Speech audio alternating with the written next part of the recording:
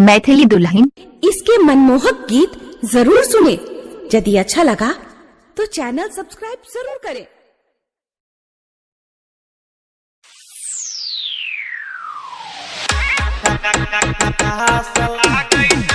की कहली रे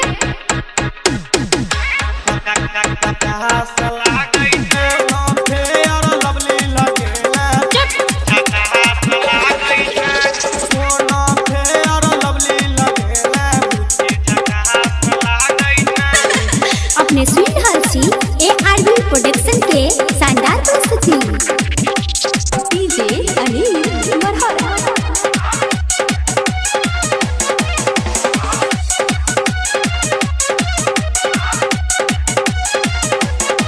पहिले कारी चल गोरी अब सुपर लगई छै।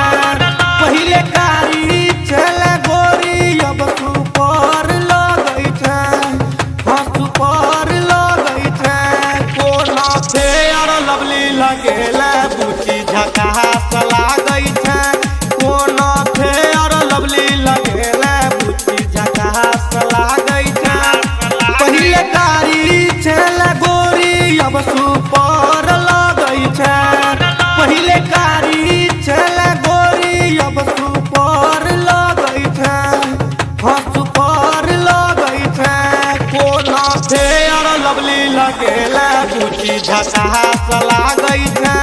कोना फेयर लवली लगेला बुची झकास लागई छै।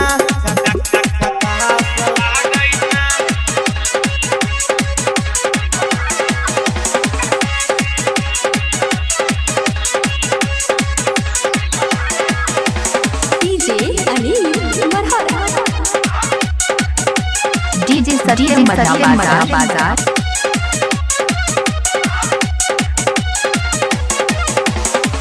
छोटे छोटे कपड़ा पहन के जब निकलई छै।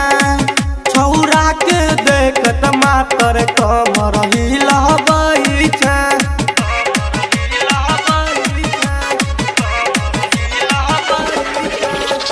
छोटे छोटे कपड़ा पहन के जब निकलई छै। छौरा के देखत मातर कमर हिलबई छै। हे गे छौरा सबके देखत मातर बेहाल भ गेलै। हे गे छौरा सबके देखत मातर बेहाल भ गेलै। हाँ बेहाल भ गेलै। त कोना फेयर लवली लगेला गोरी झकास लागई छै। कोना फेयर लवली लगेला बुची झकास लागई छै।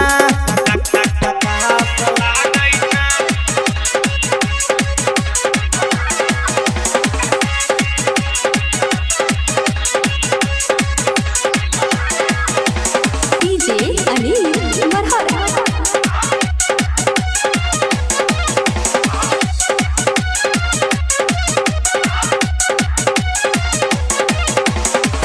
राहु सोना पर बिन भगेलै दीवाना।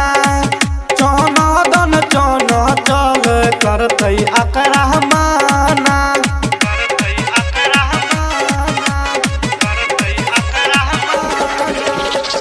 राहु सोना पर बिन भगेलै दीवाना। चंदन चौना चल करतै अकरा माना। हे गे छौरा सबके देखत मातर बेहाल भ गेलै। हे गे छौरा सबके देखत मातर बेहाल भ गेलै। हाँ बेहाल भ गेलै। त कोना फेयर लवली लगेला गोरी झकास लागई छै। कोना फेयर लवली लगेला बुची झकास लागई छै।